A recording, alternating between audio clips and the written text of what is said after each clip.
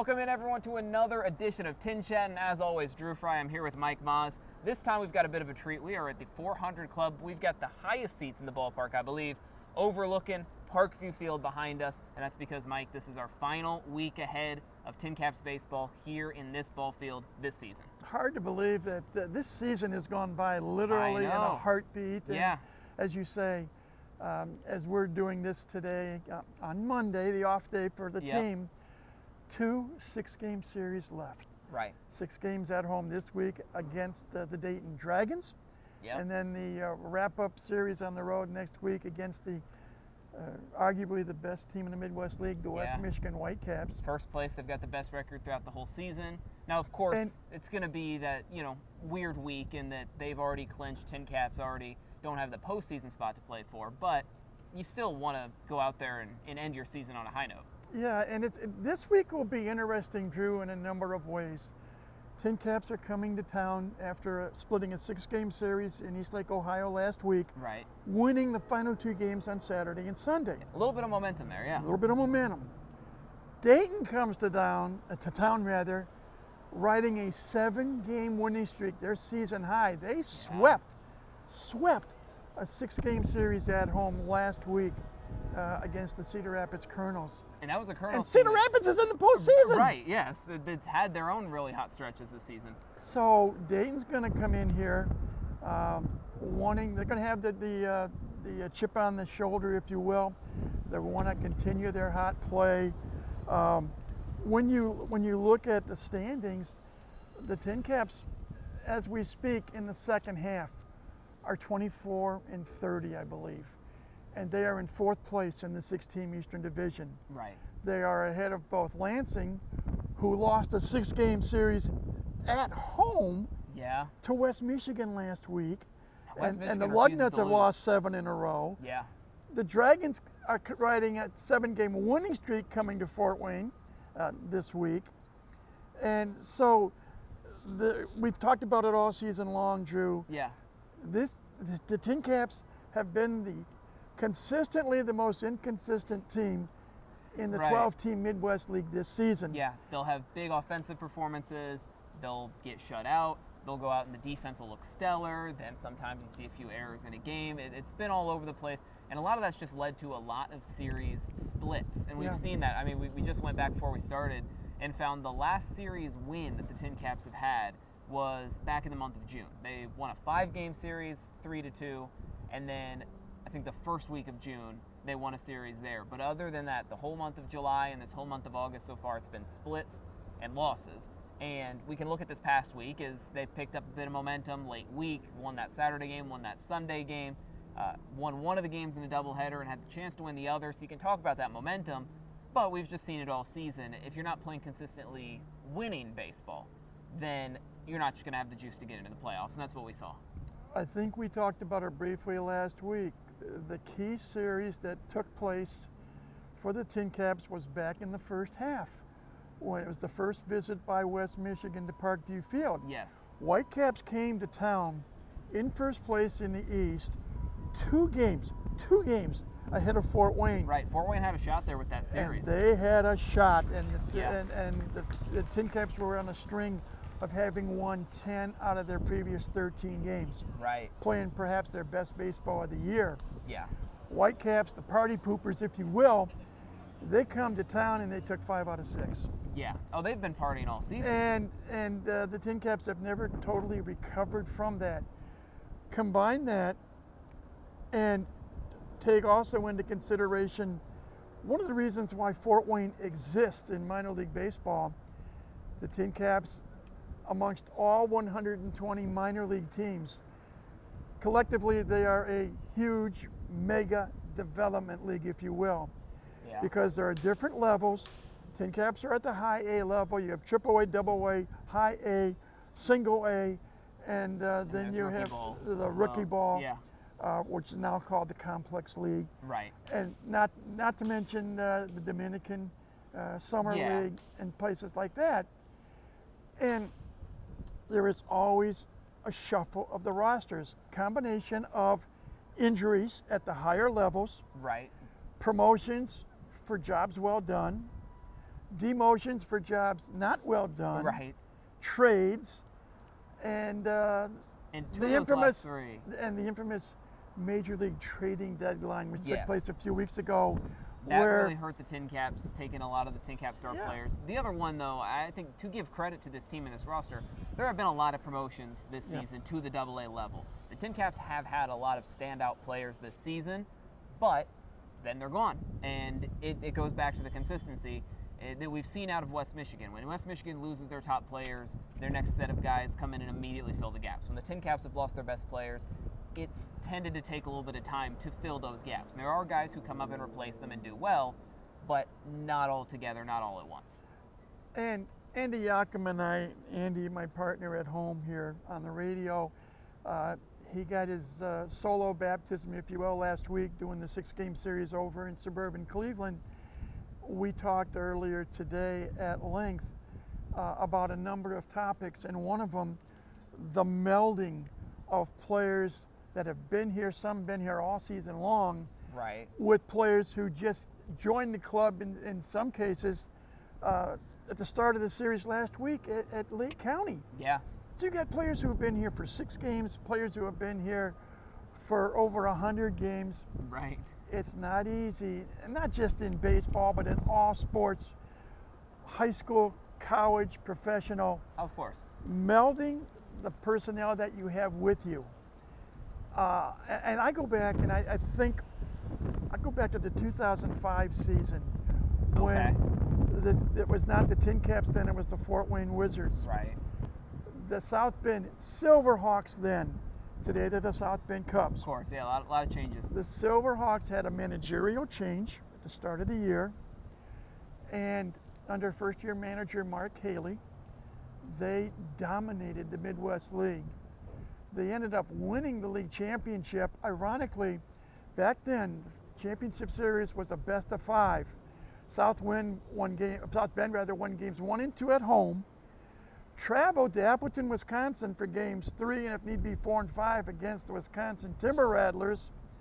Who haven't changed. Wisconsin won game 3, won game 4. So now you got a winner-take-all game 5 for all the marbles. Yep.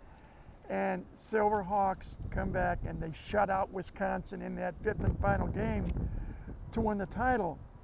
Looking back, in that 2005 season, South Bend had exactly 13 player moves. Wow. That's it. Now, Yeah. granted, the roster back then was 25 players. Today it's 30. Right.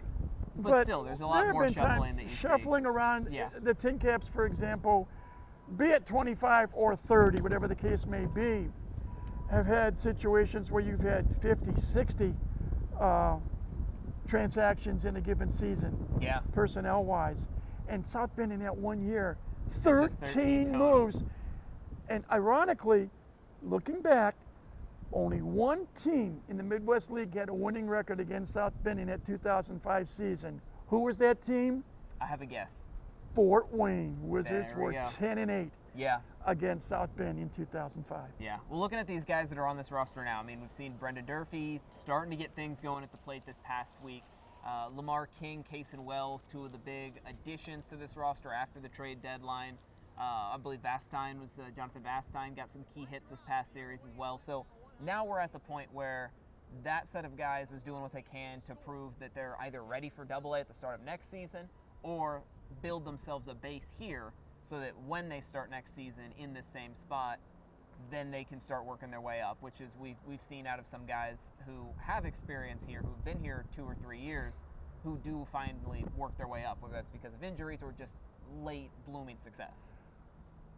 We mentioned the player changeover, and just before the start of the series last week with Lake County, 3 more Tin Caps became San Antonio Missions, and Right. one of them was Braden Carpathios. It feels like he's been here so long. I know it's just been the start of the season, but he's been just a staple of that lineup. He was the consistent member of the lineup left, I think, after that trade deadline. Second in the Midwest League in outfield assist with 14. Right. That's a fun stat to have. Fifth Yeah. overall in outfield assists. Ryan Jackson, who came here from Lake Elsinore, He's on his 3rd stop a of the year. former Southern Cal Trojan. And to talk about the new wave today of players playing multiple positions, Jackson played short, he played third, played a couple of games out in left field, played a game at second base. I think Carpathia's played all three outfield all positions. All three outfield positions. Yeah. And now you've got a turnover, and this influx of players, and you mentioned Jonathan Vastine, a former Vanderbilt Commodore. Yeah. He was playing college baseball just this season. In June. Yes, exactly. Playing in the NCAA, postseason tournament. Right. And then you got some players like Cason Wells, who has already played all three outfield positions. Yeah. Left-hand hitting outfielder. I look back here, you mentioned Lamar King Jr. Right, he's played who catcher is being first. splitting time between first and catcher. Yep, you can stick him in that DH spot if you want to get him off his legs. Chase Valentine started the year here in Fort Wayne as a shortstop. Yeah. He has played shortstop. He also made his, when he came back to the Tin Caps a few weeks ago, he actually did a little what we call mop-up work, pitching in the 9th inning in a game where the Tin Caps were getting routed. But and he is getting better by the day. And to have that flexibility is always a plus. We mentioned Cason Wells. We mentioned Jonathan Vastine. Yeah, we've got Zach Evans, a new addition. Zach Evans, yeah. who has split time between second and third. Yeah. So these guys are getting more acclimated to playing at this level. Yes. And playing with a new set of teammates. Yeah, and that's big for if they do start this next season on the Tin Caps again. They already have the experience, they already have that comfortability. That'll definitely go a long way and just letting them hit the ground running. And then from there, they can work their way up to AA, AAA, or in some cases, maybe the Padres decide you're already AA ready, you've shown it enough in Fort Wayne. That's the position players. Let's briefly talk about some of the pitchers. Yeah. And of the existing starting pitchers on the staff, the ace, no doubt, in my mind, is Ian Koenig. Yep, the Tuesday starter. Has pitched very well. He's improved literally start by start. Yeah, so much since the start of the season. I mean, if you look at his stats right now, the ERA still is not pretty, but that's also because it's just a rough start to the season. And we've talked about he's going deep into games. He's been efficient on the mound these past several starts, these past several months, really. I think it was really since July that he has taken off. And it's something we've talked about, another sort of success story for the pitching coaches here, and Thomas Eshelman being, kind of the leader of having that role. But we've seen guys come through like Miguel Mendez, who didn't have a ton of prospect status heading into the year. Now he does. Henry Baez, who's now in AA, also pitching well there. He was successful last season. We've seen it out of, I know Garrett Hawkins was more of an injury recovery, but he has excelled in that bullpen position. Tyson Neighbors also out of the bullpen, Harry Gustin. So just a lot of pitchers who've come through who have found that success and found that form after a little while of just working on their stuff here.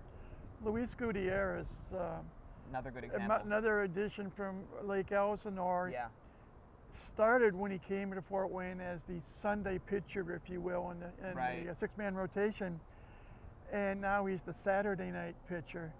And he has improved by leaps and bounds.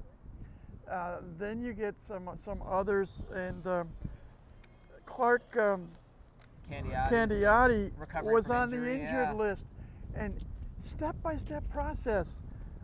Last week he went 4 innings, gave up a run on 5 hits, didn't walk anybody, and struck out 5. And that's the key, because that was something earlier in the season, especially before he went on to the injured list. He was struggling with command and control. And for him to go 4 solid innings without walking anyone while still keeping the strikeout numbers high, that's that step, that's that missing piece he's been looking for.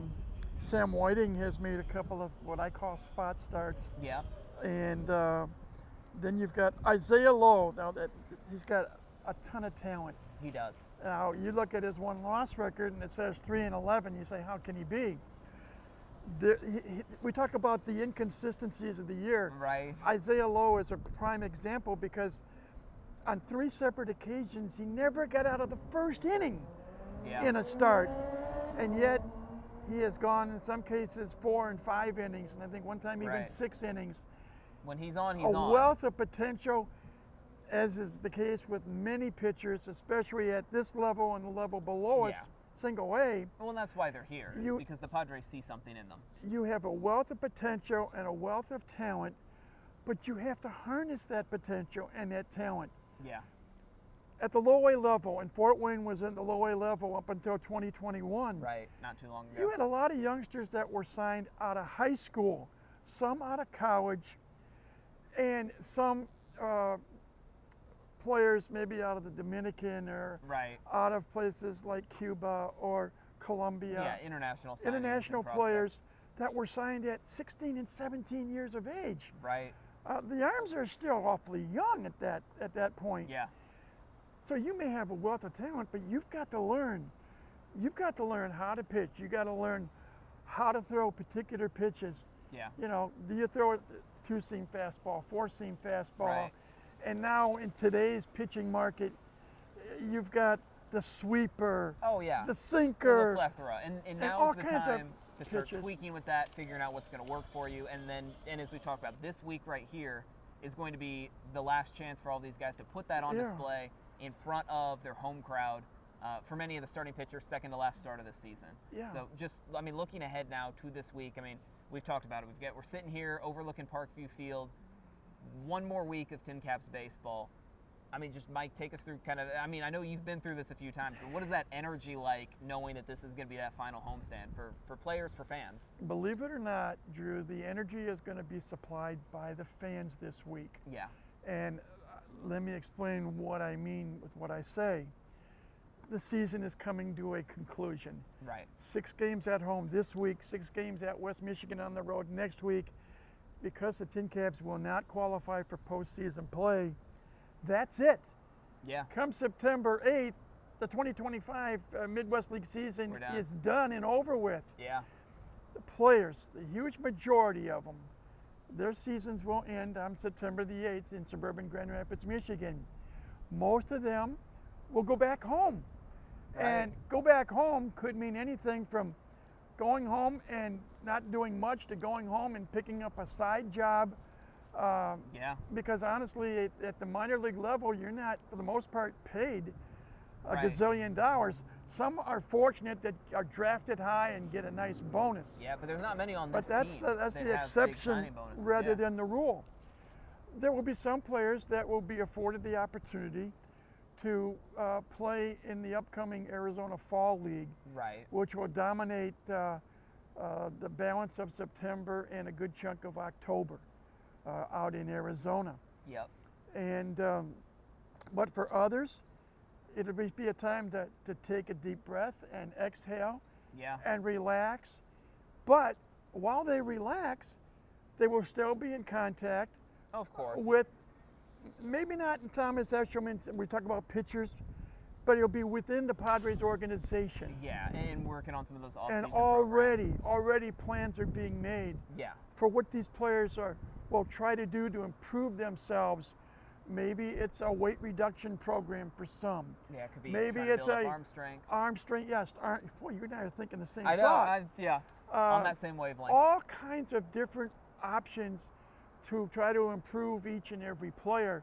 Right. So that when they report on March 1st of 2026 to spring training in Peoria, Arizona, hopefully they'll be ready to go. They'll be refreshed. They'll be in, if not perfect health, in very good Oh, health. yeah. And hopefully the mind will be clear and focused as well. And in the meantime, I mean, the people who work in here at the ballpark just want to send off the season on Yeah. the highest notes of possible. Obviously, you can control So- that on the field, but we've got all so- these. Yeah. So to finish my long drawn out Oh, of answer, course. sorry about that. No, you're good. When I say that the emphasis is going to be on the fans here, Yeah. we have said this forever and a day. The fans here at Parkview Field are the 10th man, so to speak. Right. You have 9 players on the field at one time in a baseball game. In football, 11 players on the field, Oh, yeah, it and the ranges crowd across is the the 12th sports. man. In the basketball, 5 players on the court, the crowd makes Yeah. it the 6th man. Here, that's why we've got the In 10. hockey, 6 players on the rink, on the ice, the 7th man. So regardless of the sport, the crowd provides a lot of the enthusiasm and the excitement Yeah. and the energy. And you combine the fans wanting to help will their team to a win with the pride you have as a professional baseball player, and also in the back of your mind, you want to show the brass in San Diego Oh, yeah. that you are worthy of being drafted in most cases, or being Right. signed if you're an international player. Yeah, and being promoted And you that want next year. and you want to show them that yes, you have the talent and the drive and the desire to improve, with the ultimate goal of playing professional baseball at the highest level someday, be it at Petco Park if you're a member of the Padres, Right. or Or as anywhere else has been around the there. case Yeah. involving trades with other major league teams. Yeah. Quick example, Robert Hassel the third, playing a He's with the starting center Nationals. fielder in Washington. It feels like half the Marlins are former Tin Caps right now. Yep, yeah, you're right. And Jacob Marcy, what a job he has He's done. had a strong start of the season. And he was here just 3 years ago in I know. 2022. Yep. So, you know, it's a combination of the pride factor. You don't want to let the fans down. Yeah. You don't want to let your teammates down. You want to show the brass, as I call them in San Diego, that you are worthy of them signing you, and you're worthy of a chance to make it in the major leagues. Yeah. Combined with, as you say, one last hurrah this week. Oh, 6 more chances Yep. to see this team in person. And at Parkview Field, we've got a plethora of fireworks nights. I know we've talked about that Sunday game is going to be a Sunday night game to Yeah. send off that home slate. I think one of these is Harry Potter night as well. Which I believe is Friday night. Yep. There are 4 fireworks on Thursday night, Friday There you night, go. Saturday night, Sunday night. You mentioned Harry Potter night on Friday night. We mentioned the usual Fun Thirsty Cake Friday Thursday, feast and yeah. Paws and Claws on Wednesday, provided by Lost Country Kennel. Yep, your family feast. U.S. Foods Family Feast Day on Tuesday. Lots of great yeah. things. There will be, I believe, on Sunday, Jackson Merrill bobblehead giveaway you for go. the first Yep. 1,000 fans that come through the gates. That'll be fun. That'll be fun. I still remember the last time I got to speak directly with Jackson Merrill, the day before he was promoted. Yeah. He was a shortstop here in Fort Wayne. Today's the starting center fielder in San Diego. Right? Not too long So apart. he's going to have a bobblehead night. Yeah. That'll be on Sunday night. So a lot of opportunities Oh, of course. to see this team one last time. Again, you're not going to see Tin Caps baseball until April of Yeah. 2026, after this week has been completed. So Yeah. This is the week right here. we all do our little, what I call paid political announcement. We encourage you to come on out. There are 3 ways to get tickets to a Tin Caps game. Stop out the ticket office here at Parkview Field. Go online at tincaps.com/tickets, or you can call 260-482-6400. 3 different ways. Come on out. Selfishly, we would love to pack the house 6 nights in a row. Yeah. Realistically, that may not happen, but there are still opportunities to come. We have said this going back to the 2000 season, when it was still the Wizards and still games being played at Memorial Stadium. Right. Family, fun, entertainment. Yeah, and that's going to take us into the question of the week, which we just Yeah. touched on, but trying to pack the house one last time. So my question for you, Mike, I want you, this is still more the prediction angle, but how many times are we going to get Parkview Field packed? How many official sellouts are we going to have in these next 6 games here? Ideally, you would like 6. Hopefully, I would like 4. Realistically, I will pick 3. Yeah, the back half of the season right Yeah, there. Friday, Saturday, Sunday, Back half I of the week. think they will be close to sellouts, possibly Thursday night Yeah. as well. I think Sunday's going to be big. I mean, that is the last hurrah. That's the last day for Tin Caps Yeah. baseball until, as you mentioned, until next spring. So Yeah. should be a fun week ahead. We're starting to get rained on a little bit now, so I think now's as good of a time to wrap it up. Mike, thanks for joining me. Mike Maz, I'm Drew Fry. This has been TinChattin, and we'll see you next time.